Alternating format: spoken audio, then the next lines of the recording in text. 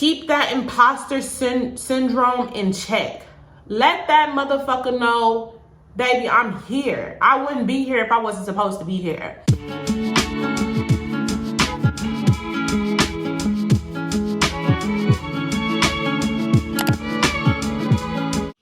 What's up, guys? Welcome back to my channel. If you are new here, welcome. I hope that you guys are having a splendid Monday. We got 75 days before January 2022 is here. And, you know, everybody always used the beginning of the year to be a great time to, you know, start fresh, try to be, you know, different than you were or grow from the year before. And a lot of people try to like make people feel bad for waiting until the beginning of the year, but sometimes, bitch, you already done fucked up. You know, you already done fucked up halfway through the year. And so you like, you know what? I'm gonna start fresh in January. So we got 75 days before January 2022. And I am Everyday Brit. I am here to help your transition from wherever you are in the world to Dallas. Make sure that you like, share, and subscribe to the channel. And so let's go ahead and get into it. So in today's video, we'll be talking about how you can land a corporate job here in Dallas. There's a lot of corporate offices here, and so I have a couple tips that will actually help you through the process. I've been on a couple corporate job interviews, and with my experience, I've learned what worked and what really didn't work, as well as what actually got me to land jobs, as well as referrals in those type of nature. And so we'll have about 5 tips on those things. And these, when I say it's imperative that you guys do these things, because I literally did it in multiple interviews and it worked. Like, I'm not giving you tips that literally are just off of Google. Okay, these tips are genuine and they really do help, and they really make you it makes you stand out. I mean, a lot of times when people are going into interviews, there is a certain criteria they follow, and it can be picked up on by anybody, you know. And so it's important that you are as genuine as possible. I think this whole conversation is going to be really about being just genuine. And so let's start off with number 1, okay?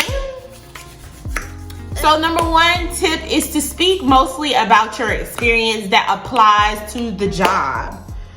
Do not speak about, so say if you've been a cashier all your life, right? And you're going for a job that, a corporate job that requires you to, maybe in this administration job or something in that nature. So you're handling like office stuff, or you're coordinating things for the corporate office, because there are jobs just that simple that you can get as a cashier. Okay, never count yourself out. This is the whole point of the video. Do not count yourself out. So if you're a cashier and you handle about, I don't know, 400, 500 transactions a day, you present a certain you present yourself as the face of the company, and that you follow the criteria that the job requires. So if you work at Chick-fil-A and you're a cashier, and it's important for you to say my pleasure, and it's important for you to you know, solve every problem that a customer have. That is problem solving. That is making sure that you are available to every customer, and you're able to look at every situation individually and solve those problems according to the guidelines of the company that you're with.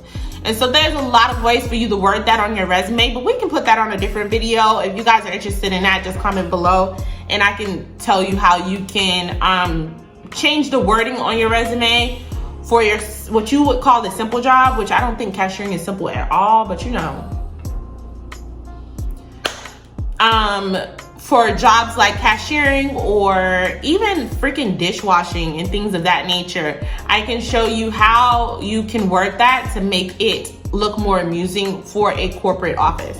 But anywho, back on topic, make sure that you're speaking mostly about the experience that aligns with the job. So if the job says that they need someone that can create reservations, schedule meetings, make sure that things are done in a timely manner, order things for the office, and organize their expenses, right?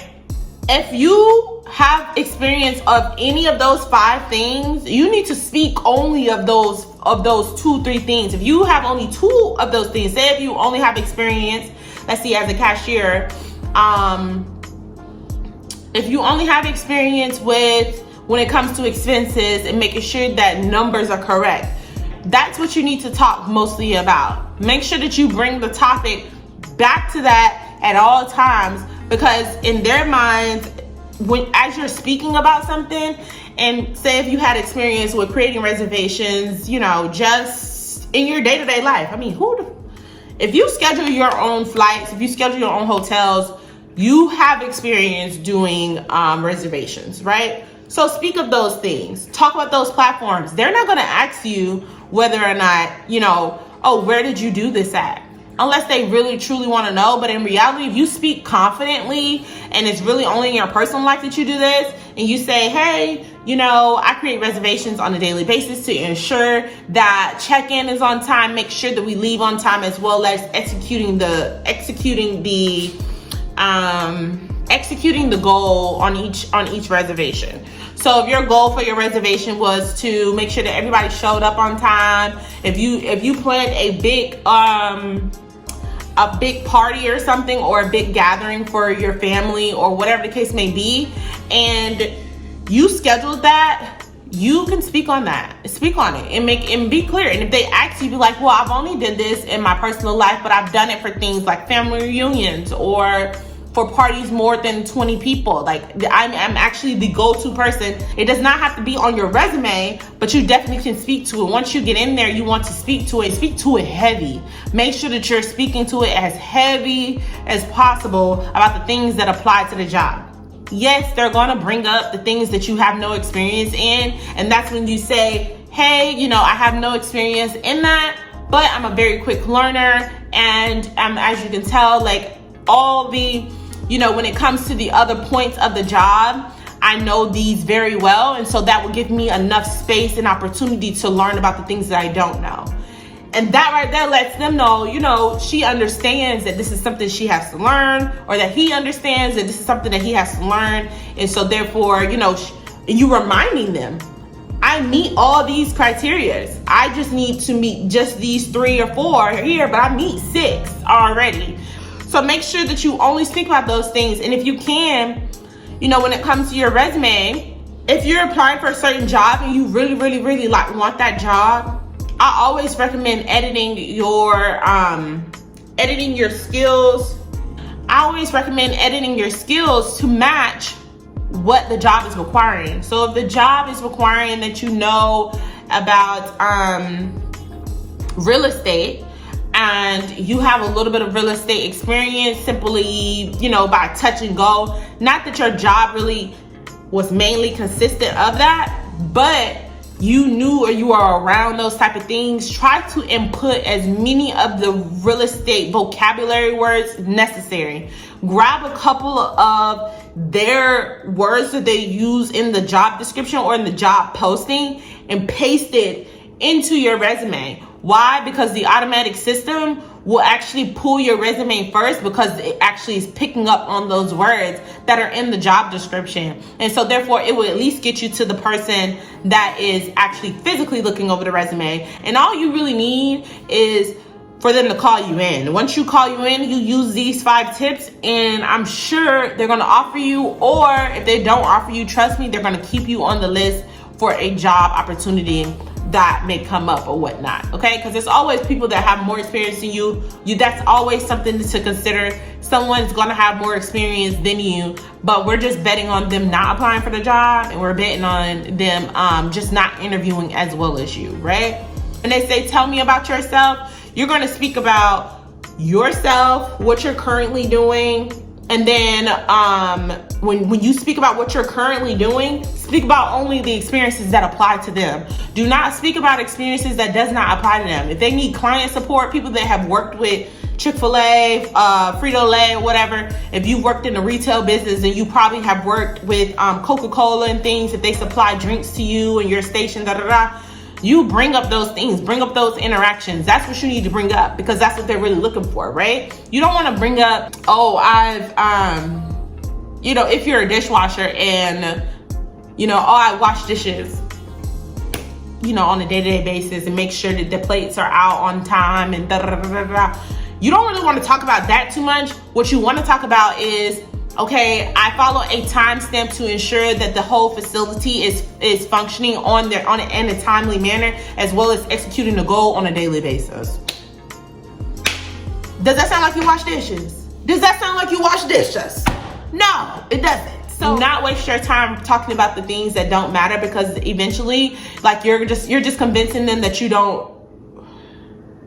What in the bug? Did y'all see that? It almost snatched my lash off. Almost took me out. So that is number one. Number one is to make sure that you speak mostly about the experiences that apply with the job. Align with what they are looking for. Align with what they're looking for. Do not speak about nothing that has nothing to do with the job. Only speak about the things that they're taught that they really need. Whatever they said in that job description that they needed, only speak about that. Only. Literally. Don't speak about shit else. Okay? So moving on to number 2. Make sure you have genuine conversation. When they walk in, ask them how they're doing. Ask them how they're doing today. Ask them if they're having a busy day. Even though you kind of already know they're having a busy day, especially if you've done your research, always do your research before you walk in there, because that allows you to have genuine conversation for them to think that you care. And you do, a little bit. But in reality, you don't care that much. But you just, you're trying to show that you care about what's going on with them. So I researched one company. It was a data company that I interviewed for. And I knew that they were opening up a unit in Chicago. I knew that they were opening up a unit in North Carolina. And I also knew that their team that was working on it was small. And I also knew that the people that were interviewing me were actually hands-on to these projects that were happening outside of the state of Dallas. So when I walked in, and of course they were late. Soon as they walked in, I said, hey, how you doing? I'm like, you guys having a good day or whatever? And it was like, yeah, we're having a good one, blah, blah, blah. They were about to jump right into it. I said, it's going busy for you guys. I know that you guys are opening up. You guys have a couple projects that are happening all at once, right? And so immediately their face lit up, because they're like, oh, she knows. Yes, I know. I understand. They're like, I'm so sorry for being late. I totally understand. I understand that you guys have a couple projects that are opening up at once. It takes a village to do those type of things. So totally understand you guys are under a lot of pressure right now, but I'm very excited. I know it must be exciting for you guys though. You see what I'm saying? A little genuine conversation helps the flow. It literally helps with the process of the conversation. Immediately they were smiling, immediately they felt loosened up, and immediately they asked me, do you want coffee, water, or sparkling water? They asked me for sparkling. That was the first office that actually asked me, do I want some sparkling motherfucking water? And you know what I said? Yes, I do. Okay? Always take the sparkling. That's also a little side tip that I don't have on my list, because your girl has a list, of course. Make sure that you take the drinks that they offer. It really helps with you being nervous, and it really helps with you having dry mouth, especially if you're talking for a long period of time or whatever. Seeing that drink in front of me allows me to stop and be like, okay, I need to take a drink. And that reminds me like, hey, you done said enough, take a drink. And I grab my cup and I say, so yeah. And I calm me down. And they go ahead and speak and talk about what they want to talk about. But that gives me time to breathe. This is so important to breathe. Make sure that you are breathing. Do not feel like you have imposter syndrome, especially if you've never worked in the corporate world.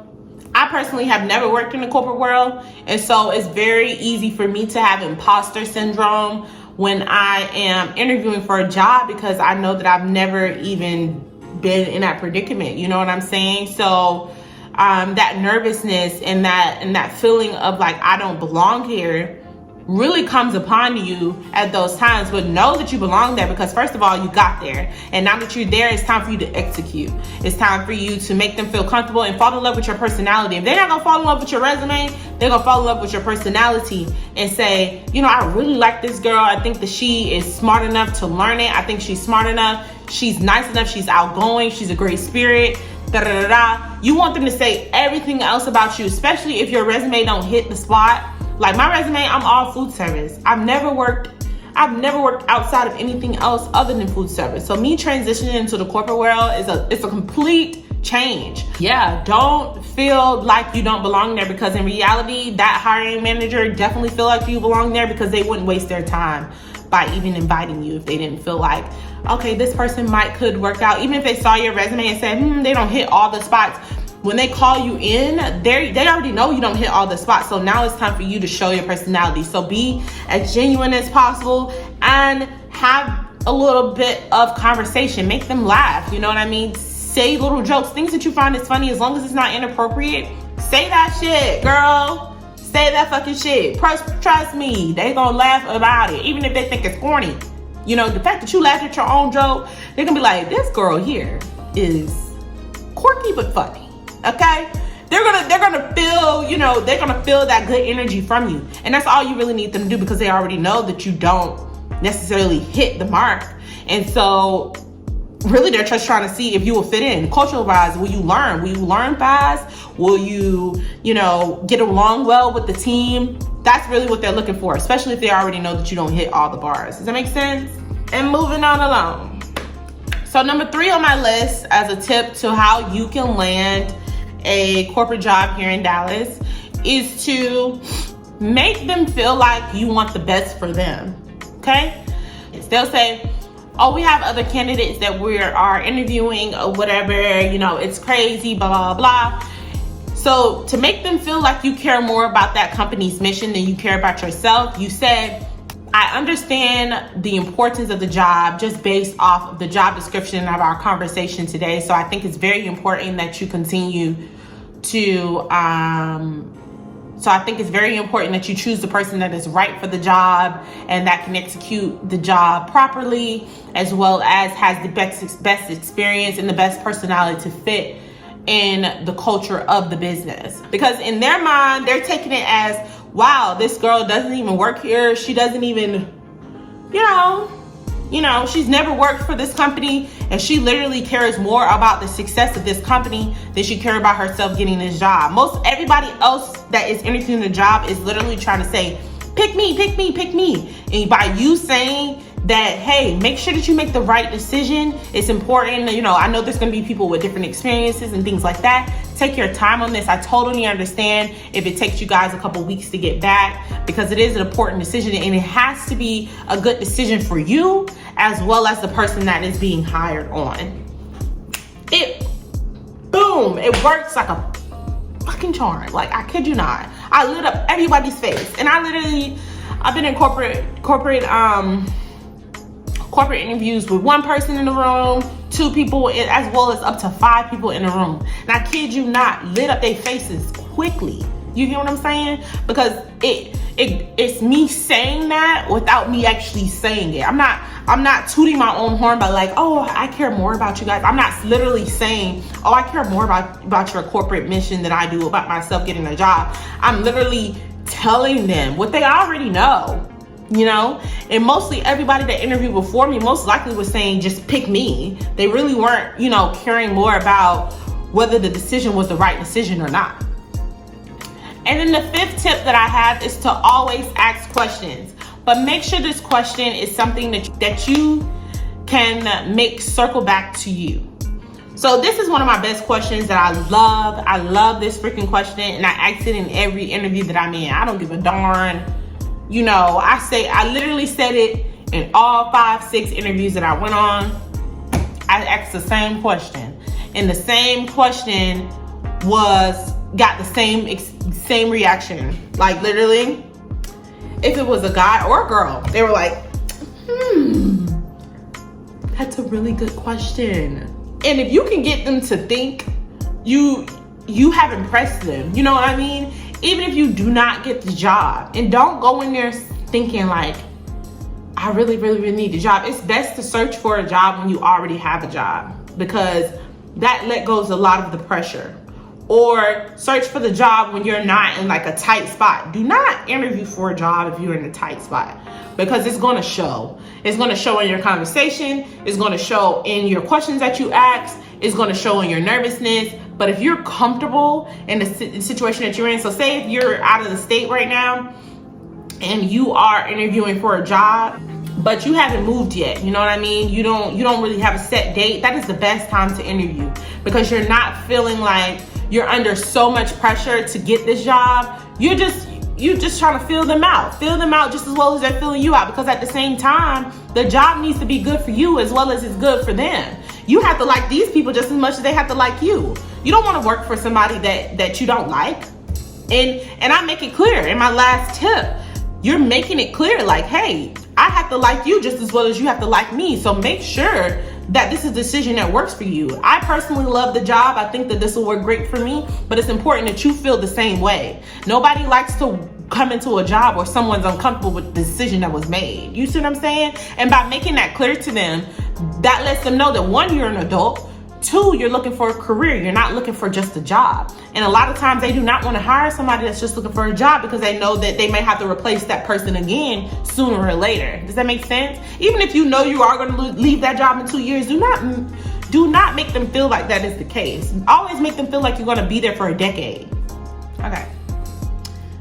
So the best question that you can ask an interviewee, an interviewer, sorry, you're the interviewee. The best question you can ask an interviewer is, do you believe there's anything in the job responsibilities or description that I may have a hard time with, or that will be a learning curve for me? Y'all, this question is the best question you can ask for yourself, because that lets you know. Their answer is going to, one, let you know whether or not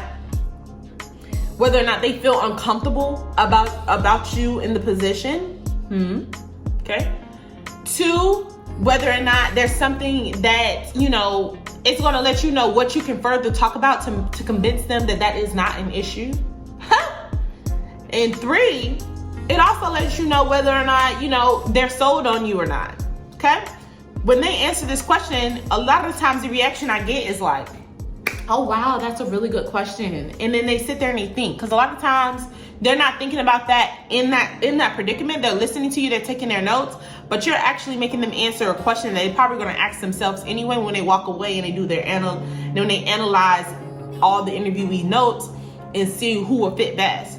And so by you going ahead and asking that question, you're like, okay, so do you feel like there's something that would be a learning curve for me? And then they say, well, one of the things that I got was that, I have no real estate experience. And I interviewed for 2 or 3 jobs that had some type of real estate in it.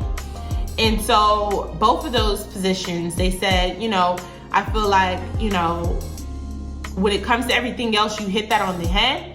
But when it comes to real estate, that may be a learning curve for you just because you don't have any experience in that. But it is something that you can learn and da-da-da-da-da-da-da. But if they say, but it's something that you can learn, that lets you know that they think that you can learn it fast and they're not really concerned about the fact that you don't know it, okay?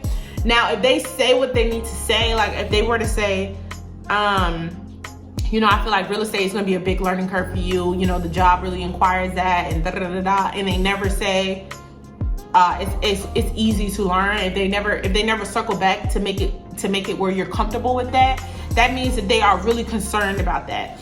And so that gives you the opportunity to say, well, you know what? I learned really fast. I have really fast learning when it comes to real estate. This is something that I can learn on my own. I have no problem with doing a couple courses at home to help me get a little bit closer to what is needed. I do understand that on-the-job learning is the best type of learning, but I am very much willing to go back home and do a couple courses on my own. Do you have any that you recommend or that you think that would help me with this transition or this learning curve, whether I get this job or not. I don't want this to be a blockage for me. And so that kind of lets them know that you feel that way and that you're willing to put in the work to learn. You know what I mean? So if you can, please ask that question. I kid you not. Ask them whether or not they believe anything in their job responsibilities or description will be a big learning curve for you. Or if they do say it is easy to learn, you say, hey, in the meantime, should I be learning about real estate? What specific topic should I learn about in the meantime? That kind of implies like you gonna call me back without me saying you gonna call me back. So that's basically saying, call me back. Yeah, because I'm finna learn this in the meantime until you call. The whole point of these tips is to help you be as genuine as possible, but still get the information that you need out of them. It's very easy to come off very ungenuine when you're asking those standard questions that, you know, they have online and things like that. Because I did my research, guys. I did a lot of my research. And so I know that half of those questions, when I was just in the mirror, like interviewing myself and stuff, they come off so ungenuine or whatever. And so it's important to ask the genuine questions to get what you want out of it. Oh, and another tip before I go, because that was my last tip, but before I go, always mimic the body language of the person that you're interviewing with. Not literally. Don't be in there goddamn literally mimicking nobody, y'all, and say that I told you that. No, ma'am. This is what you do. So, one of my interviewees, right? He sat back in the chair like this. So as he was talking to me or whatever, he was like, I mean, of course he's manly. You know, I look very feminine right now, but he was manly, right? And so he was sitting back in like this little rocking chair thing, and he was like this, right? And I was initially up on the counter. And so, you know, he was talking to me. He was like, well, you know, with the job, blah, blah, blah. And you know what I did? I was like this the whole time while he was talking. And then as I finished talking, as I started talking, and in the middle of me talking, I leaned my ass back and I crossed my legs and I put my hand on my thing and I leaned back. The other guy that was talking to me, he leaned back in his chair, like really relaxed. You know, he was up with me, but then he leaned back. So eventually, not immediately, but eventually in the conversation of me talking to him, I leaned back in my chair. Another lady, you know, she kept messing with her hair. She kept like, you know, pulling her hair back. She was very into her hair, makeup, things like that. And so I relaxed and I pulled my hair around to the front of me like this. It's the most important what's the word I'm looking for? Like mental, like trick. It's like the best mental trick that I've ever learned, because, and I learned this from this guy on YouTube, and if I know his name, I'll put it in this thing, but he did a YouTube video about how to be a salesperson. So this is really a tips of being a salesperson, but in reality, you're selling yourself. So aren't you, you know, being a salesperson? So he literally was like, you know, it's so important to mimic what people are doing because that makes them feel like you're more like them. And when I kid you not, it works like a freaking charm. It works like a charm because I'm having genuine conversation with them, right? And then as well as me copying their body language, I'm the same person as you. I might look different, you know, but I'm the same person as you. I look exactly like you. I am you, baby. You want to lean back? I'm gonna lean back. You chilling? I'm chilling. You serious? I'm serious. You like your hair and your makeup? I do too. Like, because a part of the interview process is that they want you to meet the criteria of the job, yes, but they also want to make sure that you're gonna fit in with the culture of the job. And so that nails it for you. By you mimicking their body language, you let them know, okay, you mentally let them know, like, oh, she's more like us. They don't really literally think that like in reality, but when they're looking at you and they're looking at your body language, they literally are subconsciously saying that, oh, she's just like us. She's not uptight. You know, she's loose too. She leans back too. She crosses her legs too. She cares about her hair too. She, you know what I mean? They take a drink too. That's your opportunity to drink, especially if you're nervous as hell. If you're nervous as hell, you're trying to get to that drink quickly. And you don't know when you can actually get to it. So as soon as they take a drink, you grab your drink and you trembling, baby. Definitely mimic what they're doing in the interview. It helps you tremendously. It literally helps you with the entire process. I kid you not, okay?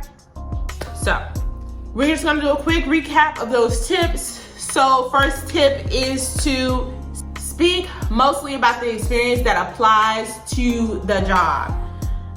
Make sure that everything you say aligns with what you know you have experience with. Try not to speak too much about the things you don't have experience with unless they bring it up. Allow them to bring it up. If it's important to them, they will bring it up. But you don't find yourself talking about something that you literally have no experience with, and so therefore you're babbling about. And so in reality, you're not really saying nothing because you really don't have experience with that. You're just talking about it just because. You know what I mean? The second tip is to have very good, genuine conversation. Always start off the conversation first by saying, hey, how are you? And bringing up something, a project that is happening at the moment. Or, you know, if they say, oh, it's been a busy day. Because a lot of times they come in there and they say, oh, it's been a busy day. And I'm like, oh, okay, so did you have a couple meetings? Just throw something random out there. If the company doesn't have any recent project that's happening, and they come in there and say, oh, it was a busy day today. Oh, did you have meetings today? Oh, okay, well, I understand that, blah, blah, blah, blah. And then you bring up yourself. Do not get hung up on experience. If it was already on your resume that you don't have experience and they still brought you in, it's not about that too much. It's mostly about whether or not you will fit in and whether or not you will actually learn fast. Keep that in mind. So there's no need for you to be nervous about when it comes to experience. Speak about what you know, speak about the things that you do have experience with, and then feel comfortable with having conversations with that person about their day. Make them talk about themselves, because if you can get majority of the interview going with them talking about their freaking self, okay, it makes it a lot smoother. Trust me, it gives you time to breathe, it gives you time to calm down, and it brings down their walls as well as your walls. Okay? Third tip is to make them feel like you want the best for the company. Asking the question or letting them know when they say they have multiple candidates, will say, you know, I want to make sure that you guys make the right decision. I think it's important that you are comfortable with me in the job as well as me being comfortable with you. I think that I would fit well with the job due to my experience with da-da-da-da-da-da-da-da-da-da. That's saying a lot without saying much. You see what I'm saying? So use it. Do not play yourself by not using this. I kid you not. It's the best thing popping. Fourth one is to ask a question. And the question that I recommend that you ask is whether or not, they feel like the job, if there's anything in the job description or responsibilities that they feel that you will have a learning curve with. And this will, like I said, this will allow you to know whether or not they're uncomfortable with something, or whether or not they're sold on you, but they're concerned about something, or whether or not they're sold on you completely and they think that you can learn it fast. And this allows for you to circle back and recover if something that you said didn't sit well with them. It allows you to circle back and recover before you walk out of that office. Keep that imposter syndrome in check. Let that motherfucker know, baby, I'm here. I wouldn't be here if I wasn't supposed to be here. A lot of us have that, where like we make it so far so quickly and we don't feel like we really put in the work to get to where we are at. Like you look around and you're like, how the fuck did I even get here? You see what I'm saying? And you're like, you're so blessed that you're like, how? But I don't feel like I really did anything to really get here. But God is literally, the universe is literally placing those steps in front of you each time. And don't let imposter syndrome destroy that. You see what I'm saying? If you're in that position, it's because you're meant to be. Nothing happens for no reason. Everything happens for a reason. So if you're in that position, it's either to get that job or for them to open a door. Because I could tell you guys more about my story in another video. For that job to open the door for you for another job. There was a job I didn't even apply for, y'all. I did not apply for the job at all. Another corporate office sent my resume to another corporate office just because they didn't have a position for me. They sent me somewhere else where they used to work at because they loved me that much. Do not, just because when things don't work out the way you want, know that it's working out better than you thought. Say that one in the books. When things are not working out the way that you want, know that it is working out better than you think. Okay? Know that. And keep yourself in check. Know that you're deserving. You're deserving of everything that comes your fucking way. Everything. Do not let nothing discourage you of that at all. I don't give a damn what nobody say. They don't believe in it. Oh, freaking well. You wouldn't be here if that wasn't the case. Okay? Alright guys, so that is it for today's video. If you like this video, make sure that you like, share, and subscribe down below. Again, this is your girl, Everyday Brit, here bringing you a video on how you can land a corporate job here in Dallas. If you have any extra questions or you want to talk further about any of the topics that we talked about today, just make sure that you comment below. You know your girl is going to listen. You know your girl is going to be there for you. I hope that you guys have a really good day. Again, it's 75 days until January 2022.